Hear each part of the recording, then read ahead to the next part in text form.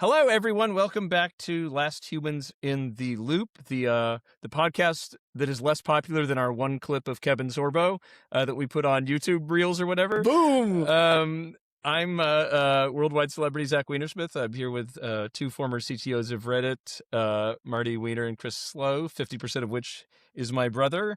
We are, I think we're leading off with some Nerd Almanac entries from Marty for the day. Got some birthdays and anniversaries here. Tim Cook took over Apple 15 years ago. He's stepping down on September 1, so that's finally happening. Happy 90th birthday to Margaret Hamilton. This is a fantastic picture of her next to her stack of software that she wrote as a software engineer at MIT Instrumentation Laboratory, where her team wrote and tested all the onboard flight software for the Apollo spaceships that went to the moon and the lunar module, and later for Skylab. And then 35th anniversary of Linux as of August 25th. For those who celebrate. So That's do you guys right, think? and I do you think that Tim Cook's going to join Jeff Dean's startup, or is he going to start his own? Because it seems like that's in the water right now. I can't wait to hear Tim Cook's new AI startup. I'm excited too. I'm ready to invest. Should we jump into models here? Yeah, let's jump in. Yeah. Okay, so I wanted to read this from this Twitter. His name is Udi Wertheimer. I don't know who needs to hear this, but Quinn 3.8 27B, so this is Quinn 3.8's model that can run locally, is ranked above GPT 5.3, so that's what, a year and a little bit ago of ChatGPT, Yeah, Gemini 3.1 Pro, but everybody's better than Gemini, and Opus 4.6, all of which were state-of-the-art 6 months ago, and it runs on a laptop. I thought that was just a really cool summary of what's coming. So that's crazy. The thing that running on a laptop is starting to be better than state-of-the-art 6 months ago. I mean, I've been running a version of Quinn sitting on an old GPU that I have sitting in my garage, and it's pretty good. It's honestly pretty good. It's a small model, but it seems like the shift now has been to kind of take don't cram as much knowledge into the model, but kind of keep it as kind of intelligent and smart. Because at this point, what do you need to have it be a walking encyclopedia when you have access to a walking encyclopedia on the rest of the web? You can actually look it up via MCP. It's amazing what these models are doing with the reasoning side. Right. They have this new template that improves coding and efficiency. They're claiming they're getting better than Opus 5 on coding tasks. So I wonder if it's the same kind of thing, where if you reduce what it has to worry about, it can focus on certain tasks. I do worry a little bit.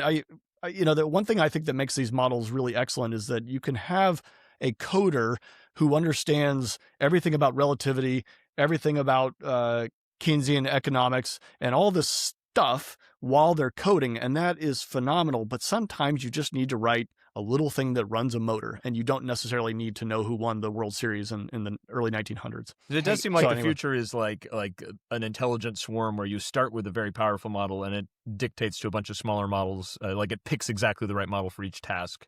Well, and that's what I'm seeing a lot of harnesses do. And that's what I've been working on the math side is sometimes you want to encourage a big, strong model to come up with the architecture of a big, strong, hard problem, and then spun it out to cheaper, faster, more efficient models. Yeah.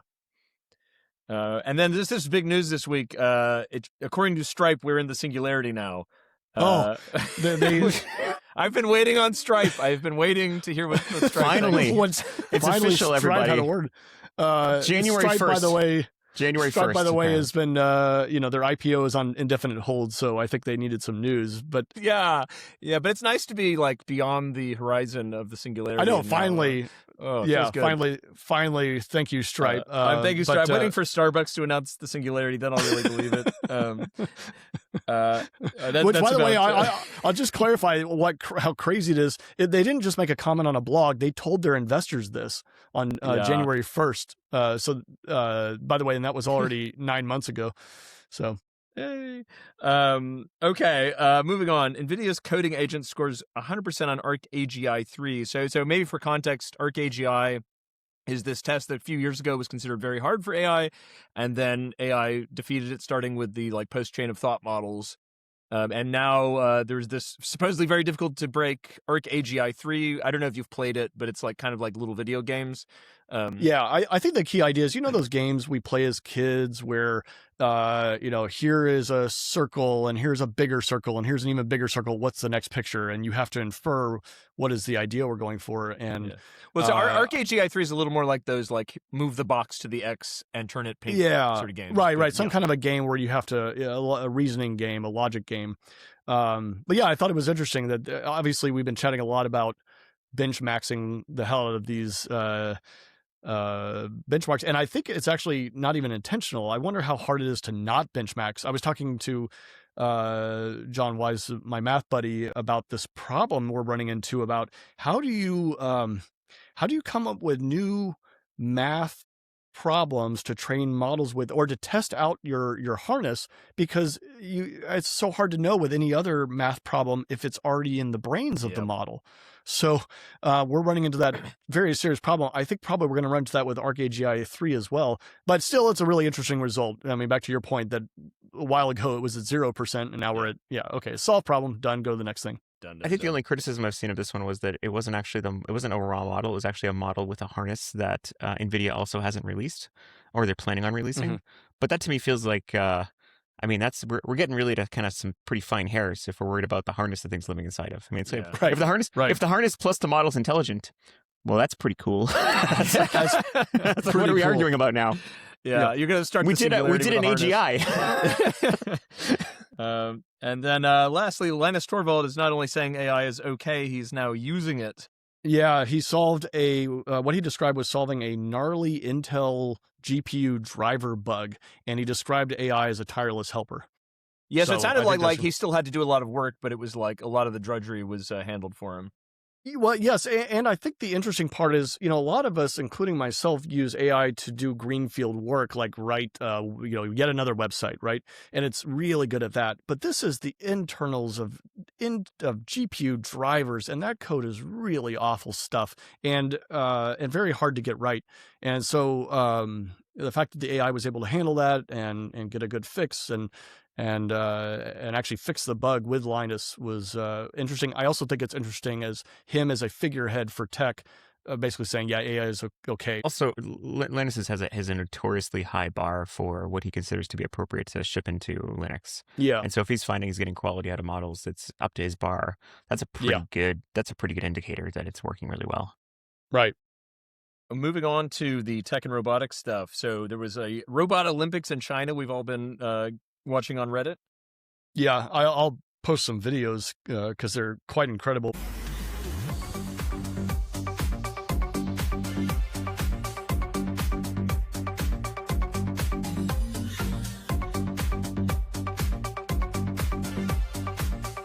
Unitree's biped robot surpassed Usain Bolt's running records.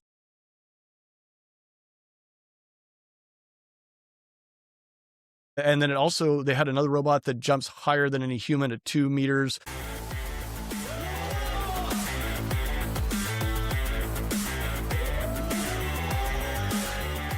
Human record is 1.8 meters. Now these are bipeds, but I kept thinking like, gee, I think we've had robots beating humans at speed and everything else since like 1945 or earlier. If you count horses, we could push it back farther.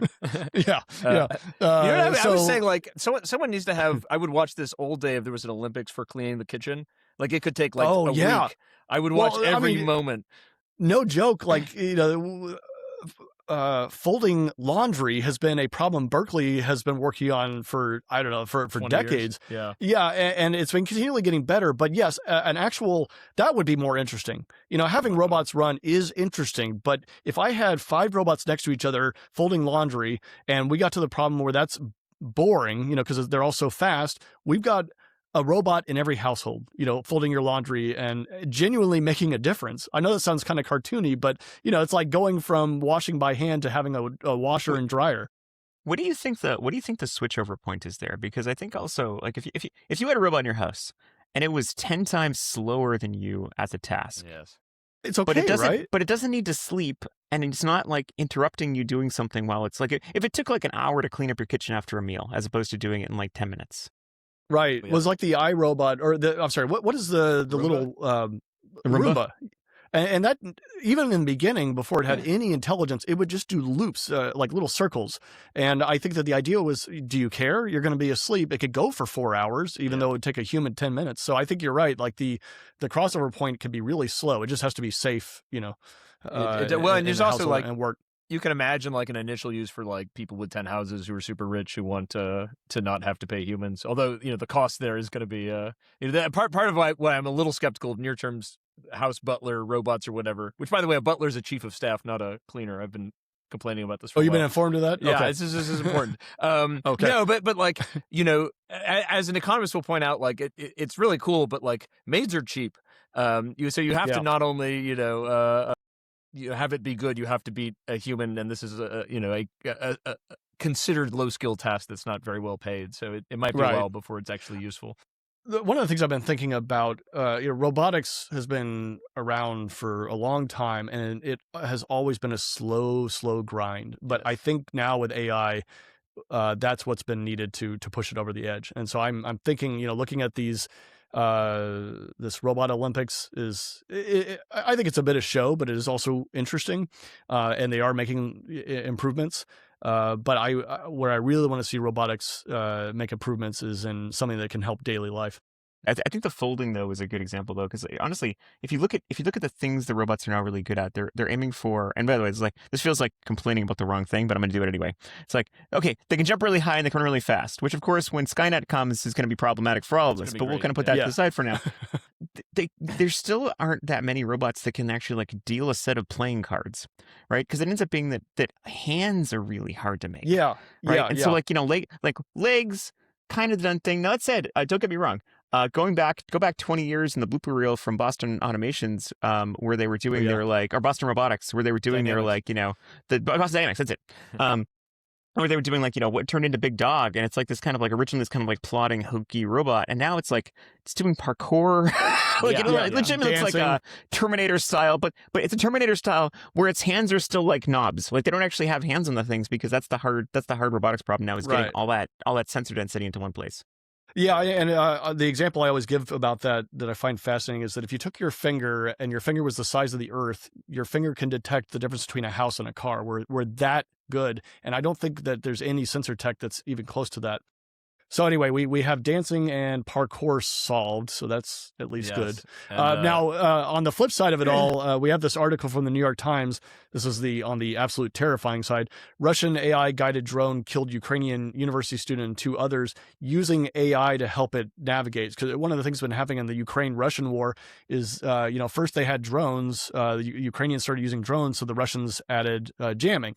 So then the Ukrainians started adding in these spools of fiber optics. So as the drone flies, it just unwinds the spools. But now, if you add on that last mile, you know, you get the drone within range, you tell it what you want to hit, and it hits it with only using guided AI. No jamming doesn't matter at that point, because you don't need a radio signal, you don't need any communication. So it's quite terrifying. Quite terrifying. You know, we were talking a little earlier about how we don't know yet how this is going to interface with the law of war. So there's this weird international norm we're all living in, where like Russia and Ukraine have a war and everybody else is not in the war, but we are all of it. We're all giving weapons, money, all this stuff is happening. But if like a single U.S. soldier acting as a U.S. soldier were in the war, it would cause all sorts of havoc.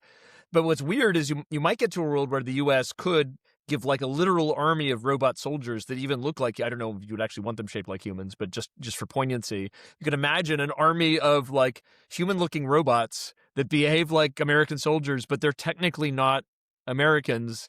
Like this is going to really push right up to the edge of what international law allows, and I don't think we know what the consequences yet. There was a parade. I think it was actually yesterday in Ukraine where they had an entire parade of just the drones, and it was a little. I mean, it was impressive what they have managed to do over the last couple of years. Mm-hmm. It was also a little creepy to see an entire parade of bots, effectively. Begun the Clone Wars have. Well, there's been talk now for a few years about like just saying no autonomous killer robots, and that seems to have just whooshed by. And that's in the rearview mirror by a couple of years at this point. Yeah, it's like, right. Who said that? And then Russia's like, oh, really? None? Yeah, it's not good. Let's see. Speaking of which, hopefully not. Target fell out of window onto drone. Oh God! Oh like, God! Sorry. Let's move on. Tesla robotaxis in Austin may now be unsupervised. Yeah, they're starting to run them unsupervised, or at least that's the claim. So when I see it, then I'll believe it, because I believe they said that it was going to be running a year or 2 years ago. Did they get permission on this one, or are they just doing it? That's always the funny thing in these situations. I don't know. Do they know?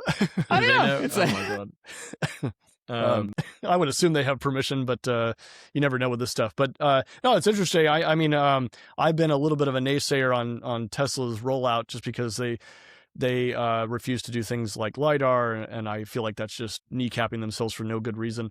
But if they start to get things rolling and actually working in Austin, then that'd be great to have a competitor against with Waymo. Yeah. So let's talk about NVIDIA's Groq chip, which is not to be confused with Groq, G-R-O-K. The bad mouth. The Mecha Hitler. Mecha Hitler. This is G-R-O-Q, which has not claimed to be Hitler. It's a chip, not a model. As far as I know, it hasn't. I don't want to assume. The chip, actually, the company actually predates Groq, the LLM, by a couple of years. I think it was founded in 2016. So got scooped up by NVIDIA a bit of time ago.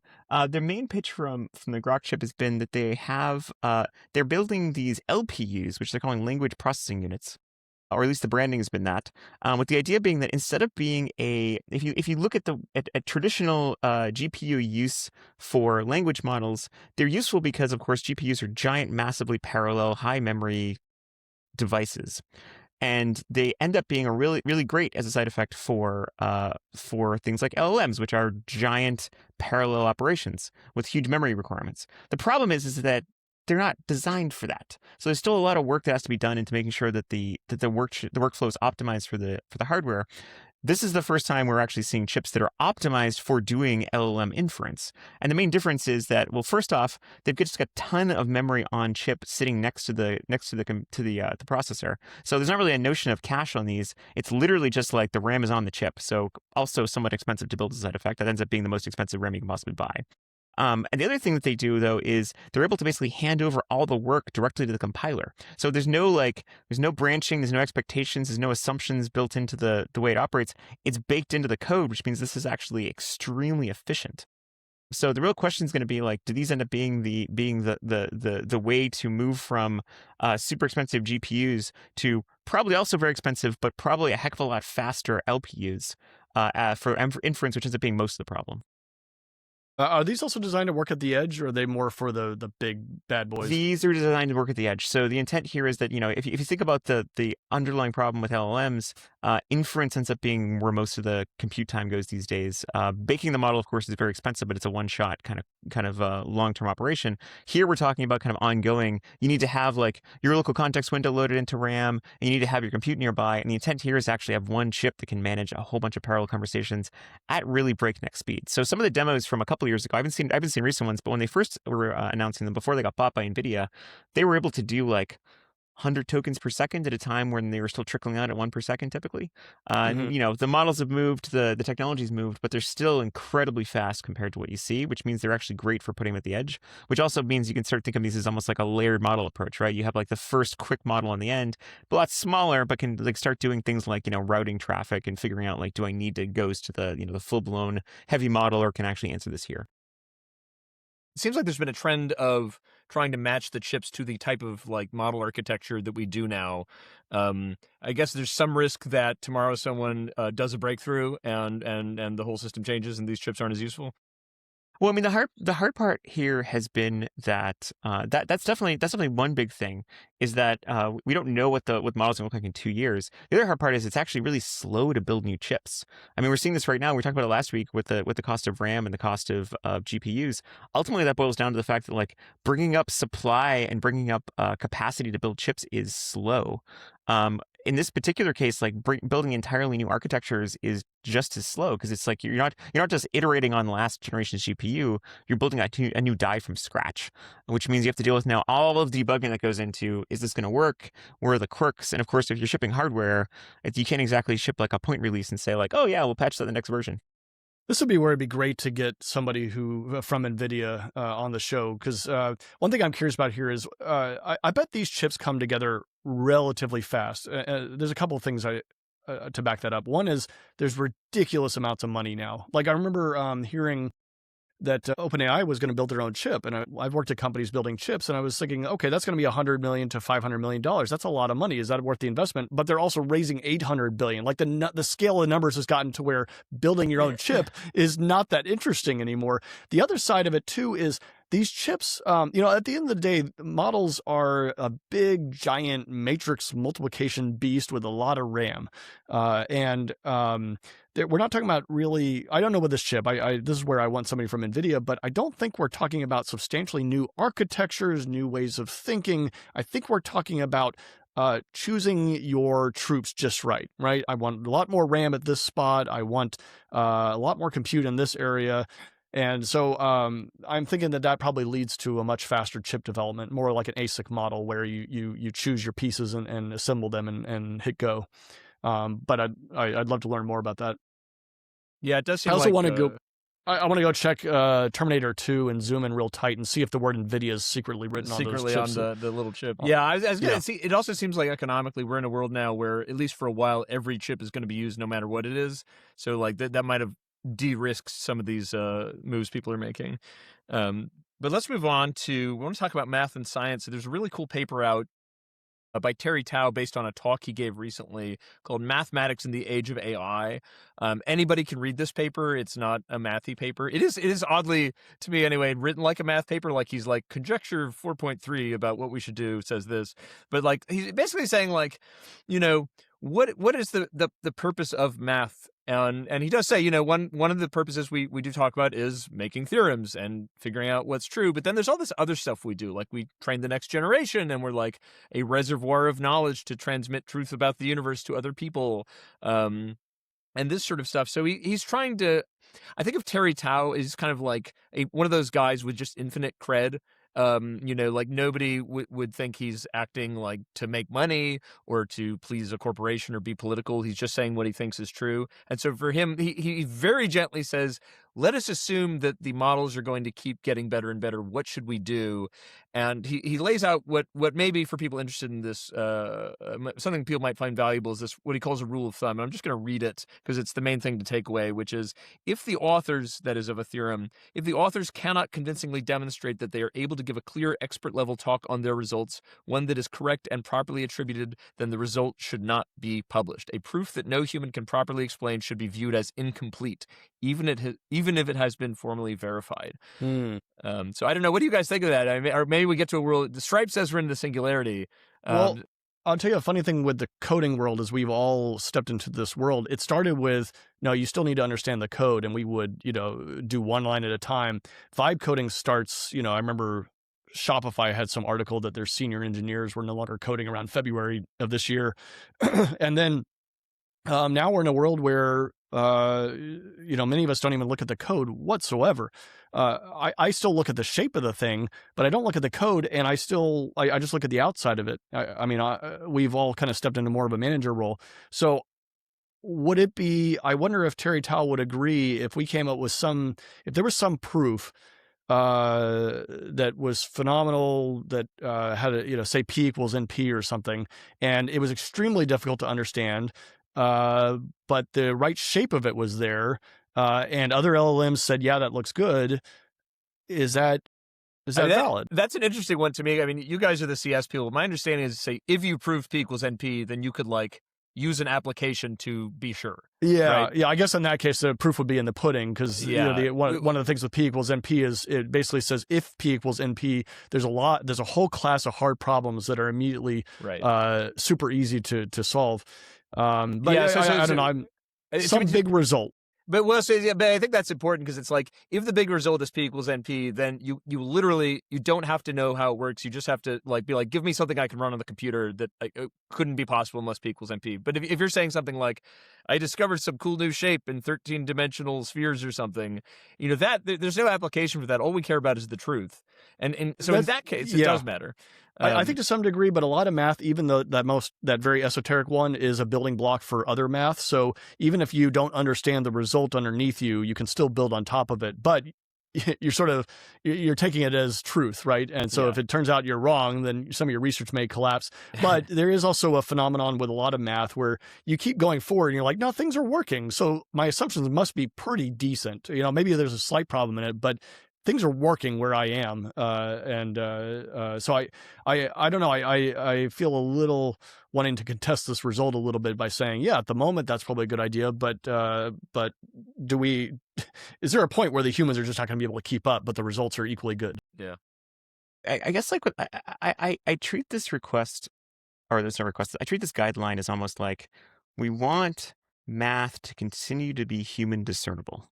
The intent of math is to generate insights that humans can understand, not just because if the humans don't understand it, what's the point compared to the abstract reality of the math that exists, right? Like it's almost like they're requiring that a brain be able to compute it, not just an LLM, which I think is an interesting line in the sand, because I do worry that we've already crossed that line in a couple places where we have these encyclopedic proofs that are just like effectively enumerate every possible way this could be true or false, and therefore prove that it's true or prove that it's false when you have like 100,000 cases. So it doesn't mean like there's any insight derived from that, but it's still considered to be perfectly fine math. Interesting times we live in. Interesting times, yeah. I guess it comes down to what your opinion of the purpose of math is, and I think that's interesting to see that evolve. I think, maybe a way to close on that point is I had this experience early in this where I was talking to a friend who's a developmental economist that is like trying to make poor economies work, which is a very hard problem. And we were just kind of talking about AI, and I was like, speaking basically as an artist, I was like, how would you feel if like your profession was just solved and like there was nothing left for you to do? And he was like, oh, that'd be great. So many poor people would be better off. And I was like, this is it was a stupid question to ask a developmental economist, because to him the result is the entire point. It's not about the journey or truth or any of that. It's fixing lives. And so I think how you feel about this stuff and what the point is depends on why you're here. I got to say, the way you paused was interesting. You said, oh, that'd be great. So many poor people. I didn't know where you're going with that. So many more poor. All right, let's move on before I embarrass myself. So they can drive the robots that have to fold my laundry for me. Oh my God. It's a beautiful future. It's funny right now. Yeah. Yeah. Moderna there's a big announcement this week that they have a cancer vaccine. So just to clarify quick, because I didn't understand this, usually when we think about a vaccine, we think about a preventive. This is more like an injection that teaches your immune system, like a vaccine should, teaches your immune system to react properly to cancer. Yes. So this was really interesting stuff. So I think what they made, this was Moderna and Merck, made an mRNA vaccine that was succeeding in late-stage melanoma trial. And if there's a biologist listening, I apologize because I'm probably going to screw this up. But my understanding of it is a lot of medicine here is one thing that works generally on the population. It's, can think of it as static. But what I think they're starting to push into is these pipelines, almost like programming pipelines, where you take out, say, a little bit of the cancer. What is that called? Biopsy.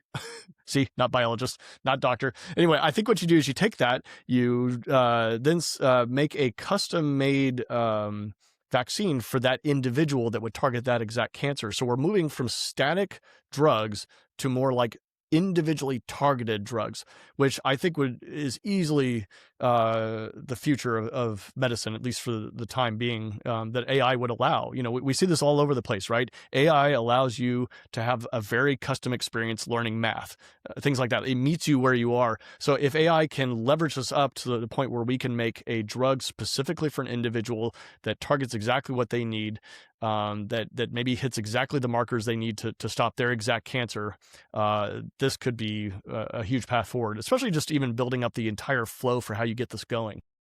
Yeah. It's funny you mentioned AI for math tutoring, because the next thing we have on the list is this funny result from Students in China, Oh, is yeah. that right? Yeah. So the idea was they did this study on learning penalties when kids use AI. They took a whole bunch of students in China and they looked at their homework scores. They looked at completion time of the homework, and they looked at exam scores. And I think you probably know where this is going, but homework scores have shot up. They're much better with AI, which makes sense, I think, in any world. So I've been using AI to relearn things like electromagnetic theory, but I am learning it for the sake of learning it. My incentive is aligned with learning it. Yes. But a lot of school does not align with that incentive, right? Especially, I think, in China, where they push the students exceptionally hard to get good grades, and to some extent true in the U.S. But most students, including myself in high school, are motivated for a good grade, not to necessarily learn the thing. And they're also motivated to go play, video games or watch YouTube. Before AI, it would take, say, I don't know, average of 65-ish minutes to complete their homework. With AI, it kind of, the graph smushes over a little bit. It's more like 45 minutes. Well, if I want to get back to playing video games, yeah, I'm going to use AI. But on the other side of it, if I'm stuck on the homework and I have to go read the book, in theory, I can actually use AI to help me learn it. So it's a little hard to tell. Now, the proof is then in the pudding with the exam scores. The graph kind of smushes, and you probably are going to have some students who care, and they're going to still be at the top. There's a healthy number of people who have gone off the end. A very large number of people are now going into that exam, and they're failing it, or they're much lower. And what that means to me is that we have a lot of students who are going to fall off the edge simply because they're just using AI to get past, get through it all, right? So I think teachers are going to have to come up with new mechanisms. This is nothing new. They're going to have to come up with new mechanisms to make sure that students are learning this content, and it may have to be some in-house work or maybe more regular, in-house exams, things where you don't have the AI.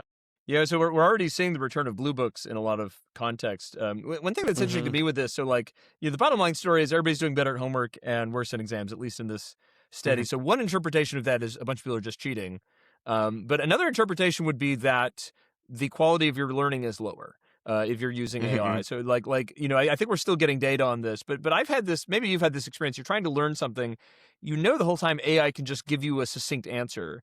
And there's a claim that, it's possible that in some sense moves you along faster, but unless you really have a good grip on how your brain works and how to make sure stuff sticks in it, you might be fooling yourself a little because in other words, I'm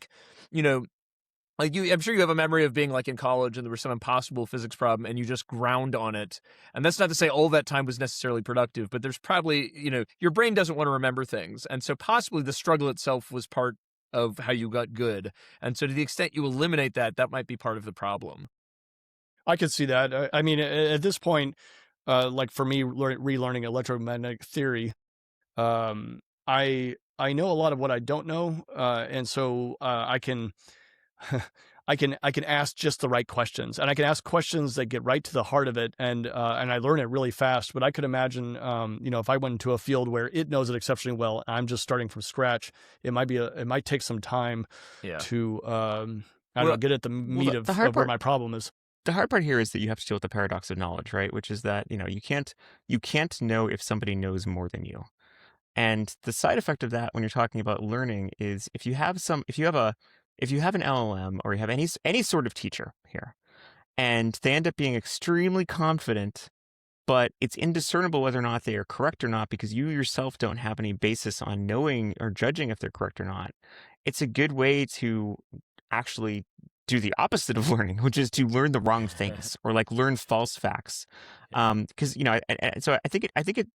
What's interesting about the new technology is that it's definitely giving us a chance to reassess what's the point of the education? Why are we doing it in the first place? Because for a very long time, you go back deep in history, and by deep in history I mean probably our parents or our grandparents, and it was math. The only way to do math is you sit and you just grind through doing math, right? And to the point where they would just teach you algorithm after algorithm that you would need to use because there's no other option except to do things by hand, right? There's legitimately a hand algorithm for doing square roots that they don't teach in schools anymore because of course the calculator did it for you. And now it's like, well, no, actually, the point of math is to understand numbers. And so you see kids and they're kind of like doing these more like conceptual, like play with numbers, like, much more like broader versions of it. What's the version of that for writing now? Right? Because you can all of a sudden now have the LMs like do a 5-paragraph essay, and it'll do a 5-paragraph essay that sounds like a 6th grader. It'll do a great job. Yeah. Right? Yeah. Probably a couple more M dashes than you'd expect, but otherwise it's pretty hard to read. Some part of the education is just kind of like go through the grind, but we just don't know which part is important for that. Anthropic had a pretty cool announcement that they made some improvements in protein folding. Yeah, so Claude on their on Anthropic's blog, they said that they use Claude to accelerate protein design, and this reminds me a little of some of Google's work with protein folding. They said Claude designed protein binders against 15 targets and succeeded against 14 of them.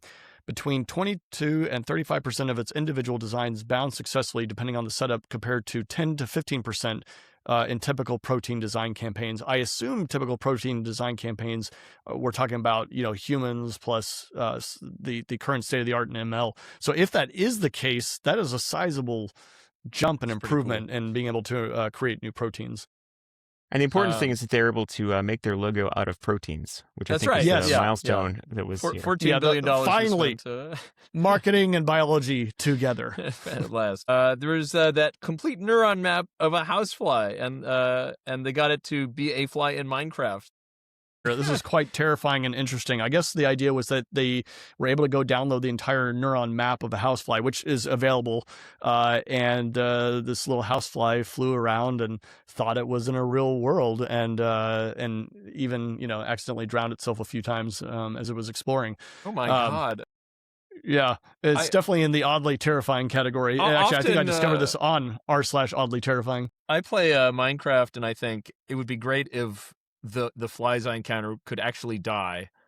That's right. That would really improve I don't want experience. I don't want him to be 4 lines of code. I want it to be an actual suffering housefly. Oh my God. Yeah, it's getting weird. What's not weird? Another 100-year-old math conjecture falls to a counterexample. I feel like we're getting bored of this now. Yawn. Yeah. And can anybody pronounce this? The Cara-Theodori conjecture is a 100-year-old conjecture. Just fell. Another one of those. Another day, another conjecture falls. Our last tech thing, and I'll throw this to Chris, is the quantum fridges. Yeah. Finally, we can get our bananas really cold. So I'm just gonna rant for a minute because the actual headline is IBM's new quantum fridges are nearly 200 times colder than deep space and could pave the way for fault-tolerant quantum computing. Units, I don't know why we don't like to use actual units for things. It's like these fridges also weigh they're the same weight as three washing machines. It's like what's okay. So wait. Short of it is 3 washing machines? That's 3 whole awesome. washing machines. Units, we understand. So I think what they're trying to say here is so space is about 2.7 degrees Kelvin, which is 2.7 degrees above absolute zero. 200 times colder means they're 10 millikelvin, which is impressive for a fridge, but actually looking deeper in this press release, it looks like they actually just used off-the-shelf dilution fridges, which have been around for a good 20, 30 years, which actually can get down to 2 millikelvin. That's in imperial units. That's 1,000 times colder than deep space. The actual breakthrough here was one, they managed to point these dilution fridges at their marketing department to get a press release out of it, and 2. I believe the actual interesting thing is that they have some sort of modular technology where they can they're trying to network now quantum chips. And so the fridges, of course, to do something like this are huge. And the real breakthrough is they're able to basically have some way to dock multiple fridges together with a port that they can actually connect to multiple quantum chips together. That seems to be the breakthrough here. The fridge thing is, you could buy fridges like this. That's interesting. So my understanding, to get a qubit to behave is you have to have it be extremely cold and not interact with the outside environment. And part of the problem is to do anything interesting, you have to have you have to interact with the outside environment. Yeah, exactly. Using the chip, you have to read off the chip. Right. Yeah. And you have to have a lot of them, and that's really hard. My understanding, maybe this, is we talk about qubits like it's a thing, but actually because of fault tolerance, you need a large number of qubits to have a single logical qubit like in an algorithm.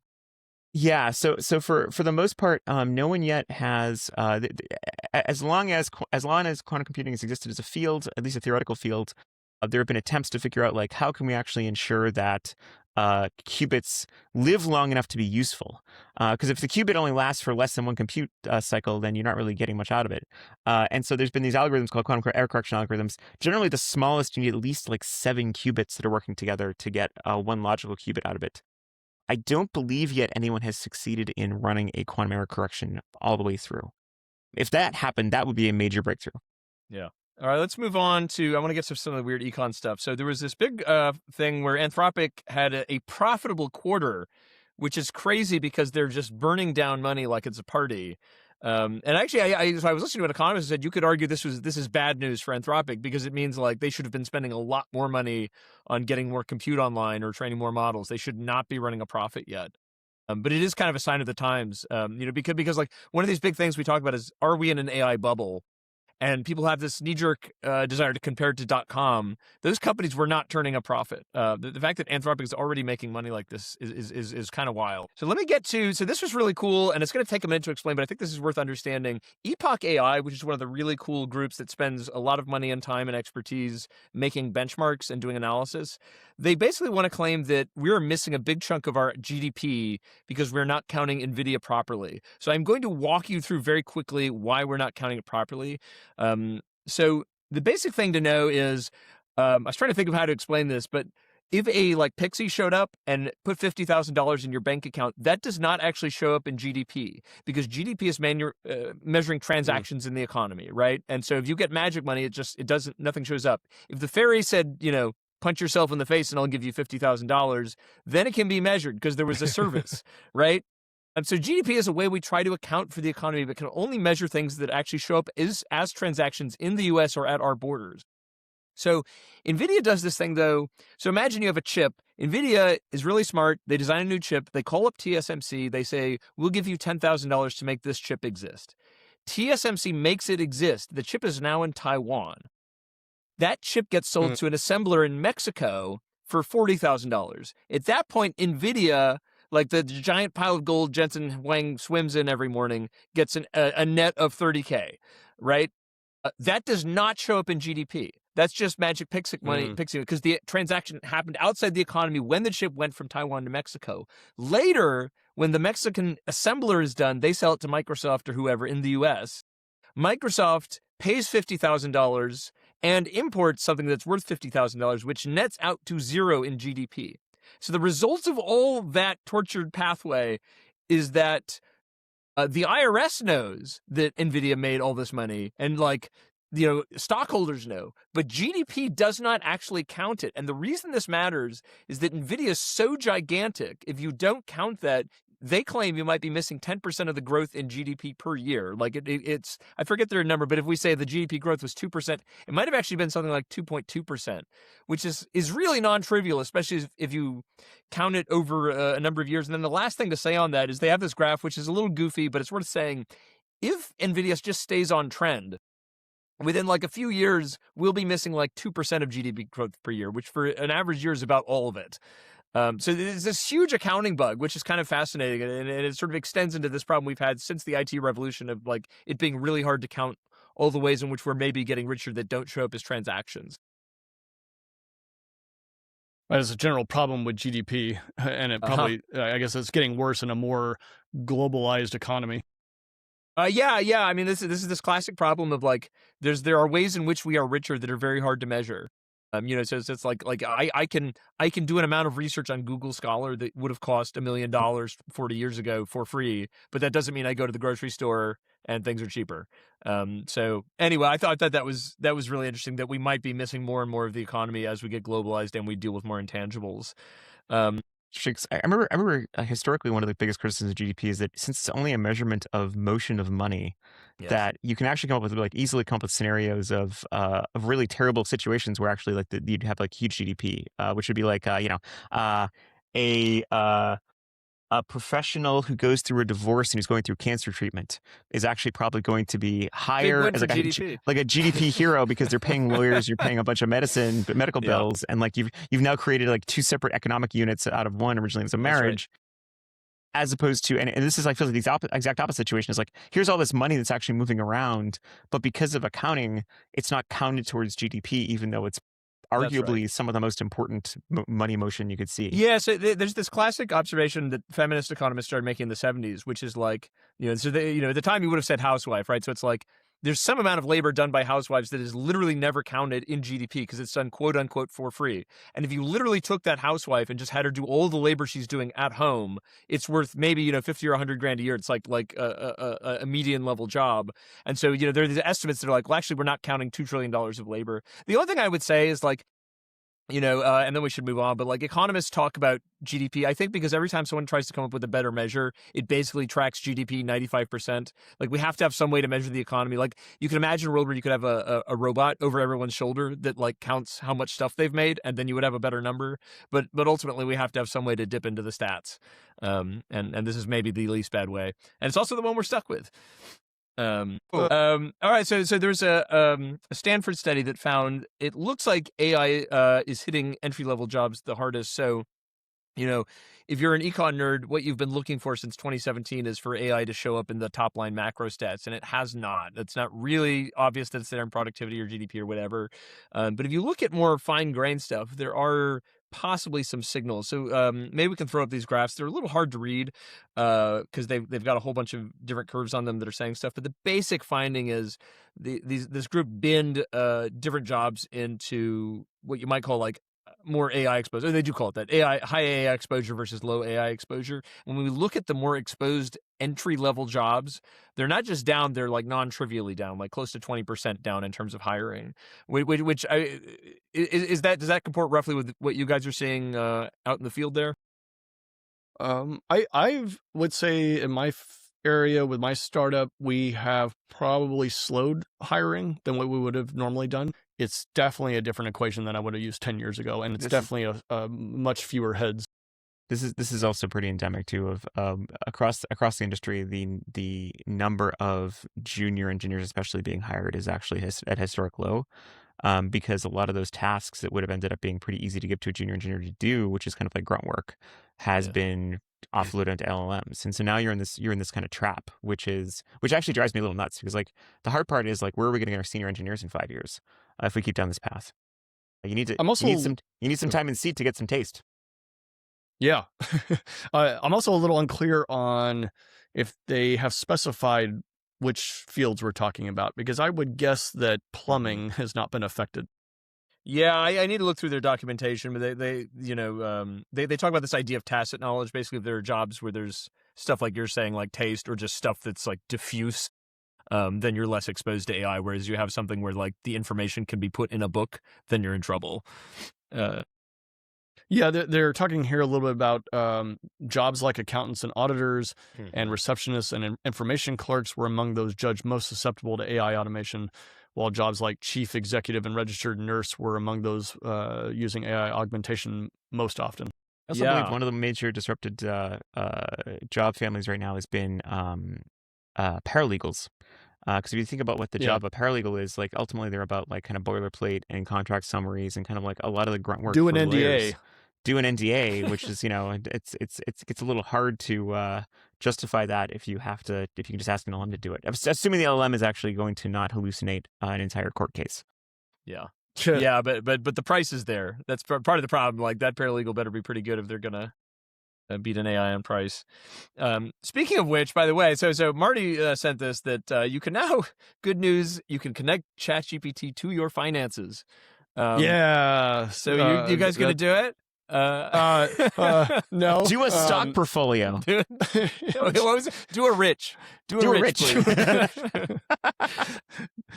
Do a drain my bank account. Let me say, I'm sort of torn on stuff like this. So on the one hand, like I don't know if anyone's estimated, but if you can imagine, literally everybody was perfectly economically optimal in terms of like how they allocated their money, that must be worth trillions, right? And not just trillions, but like life improvement. Because it's like if you're rich, you already have good allocation because you pay somebody to do it. But if you're like a regular person or even middle class, we can argue maybe there's no better allocation than just index funds or whatever. But even then there's stuff like, debt. How much debt do you want to have? Like are you on the best credit card?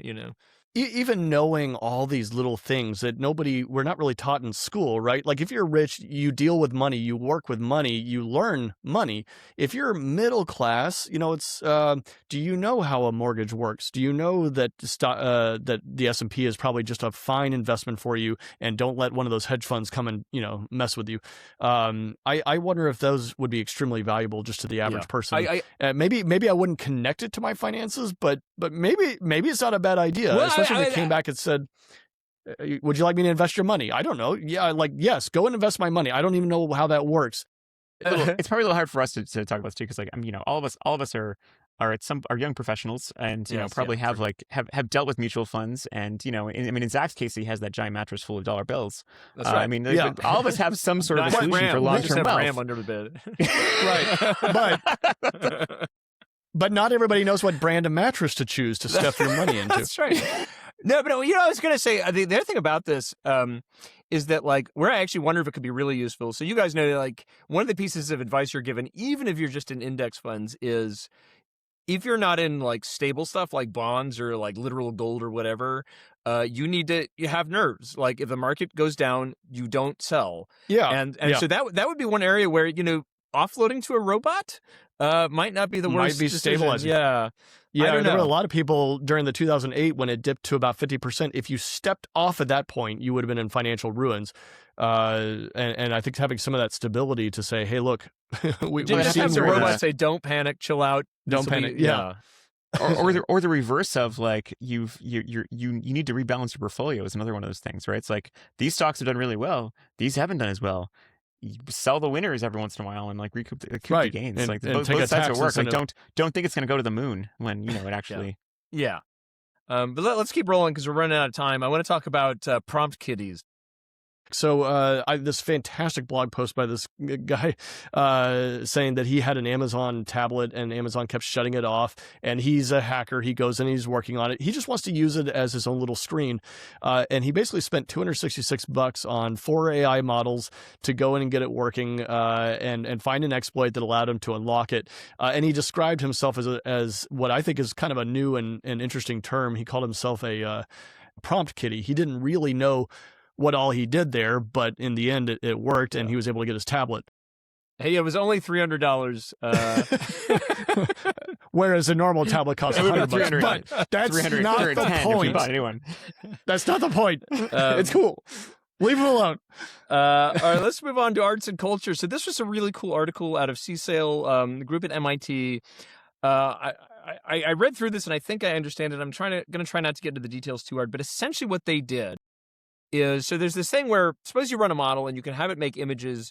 You don't exactly know how attribution works, right? You don't know did it totally steal from just this one artist or whatever. And so what they did is they trained a whole bunch of models on different chunks of a corpus. And the reason you do that is so later you can say, what happens if we remove this one artist? What happens if we remove this image set, right? So they have this big set of stuff from artists, but also just regular pictures and things. And because they have all these modules, they can effectively ablate people out of the training data or see what it would look like if you did.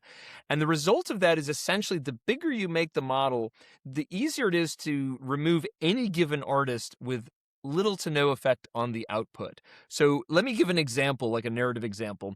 Suppose I trained a bunch of these models on 1,000 manga artists, or I had a corpus of 1,000 manga artists, and then I trained 1,000 different models to get different chunks of that corpus, so that later I could just switch off a single artist by comparing two models. Right. So what I could do is say there's a great manga artist named Shigeru Mizuki. I'm sorry about my pronunciation. You could probably get stuff that looked like he had drawn it. Without having him. And more importantly, at the end of this, once you've trained this, you could say, manga model, draw me a doggy. And once you've done that, you could eliminate any single artist from the corpus, and it would still draw you roughly the same stuff. And so the question is, why is that? And so the authors of this were willing to say, maybe it's creativity. There's a much more boring explanation, which they also give, which is something like this, that is when you're doing that training, the model extracts elements from many different artists. right? And there's within large enough corpus, you have all the elements you would want to produce something. So I'm using this manga as a random example, but it's like if you look at it, a single artist who's just part of a milieu, like was influenced and influenced people, whatever elements they have are going to show up in somebody else, right? And so then the question is what this means. They had this term I found kind of funny, which was attribution decay, which means something like how much we have to credit you, artists, keeps going down as we make the model bigger until we don't have to credit you at all philosophically because we can remove you from the model without loss of quality. And so I thought that was kind of like a bit of an accounting trick.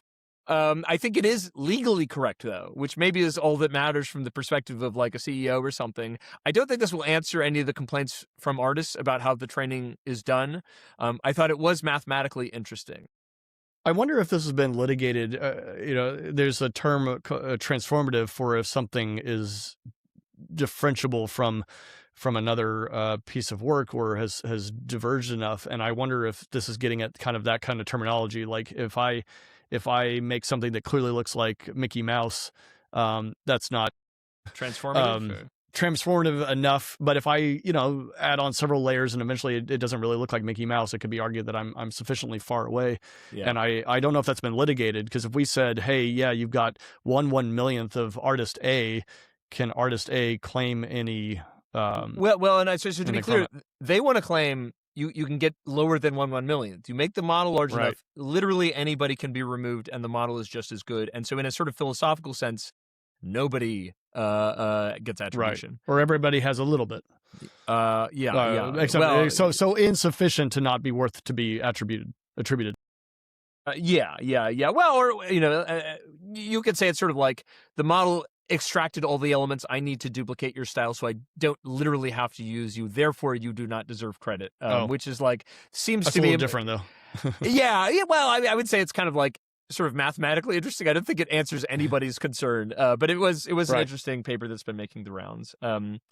Let's move on. Val Kilmer is coming back to movies. Yeah, and it looks real bad. Many Navajo wouldn't mind if they knew what you had me store in here. But yeah, AI Val Kilmer in a new movie, which is I'm sure it's going to get better, but this one just looked bad. The movie, by the way, is As Deep as the Grave. Coming out in 2026. I know. It's a little on the nose, isn't it? That's, too soon. The grave is not so deep for AI Val Kilmer. Could you talk about? So I guess I watched a little of it. My impression was essentially it was bad because it was kind of stiff. And it looked stiff. The audio performance looked bad. It reminded me of how bad was it Rogue One, whatever that Star Wars movie that came out with the Peter Cushing resurrection. I was like, come on, AI, we already have better than this. So I think it was just poorly done. I mean, that was also just traditional. That was traditional CG when that one came out too, and it was just kind of like And I think they also had in that case they had a voice actor who sounded a bit like that actor. But yeah, you would Peter think at Cushing, this point that you would be able to. I mean, they already have issues with deepfakes for a long time. You think that they would at least be able to do as good as a deepfake? Well, I'm seeing better content come out of guys doing weekend projects on Reddit. Now I know it's different when you get up to a more scaled project, but I was surprised at how oddly bad it was. What I got to wondering about, so there's this analogy I always think of, which is like, I'm a vegetarian, and when you make fake meat, you can do an okay job on something like ground meat. Basically, like the lower quality the initial product, the better it is for faking. But if you try to fake steak, you just completely fail. And I think part of the problem is like, if you're doing like a song with someone's like moving a lot and there's a lot of noise over the voice and no one's like holding a note for a long time, you can get away with a whole lot with AI. This was like close-ups of emotional scenes, which to me are like the equivalent of steak. Like it's going to be very hard to do that with AI without anybody noticing anything peeking around the corner. I wonder if that's part of the problem.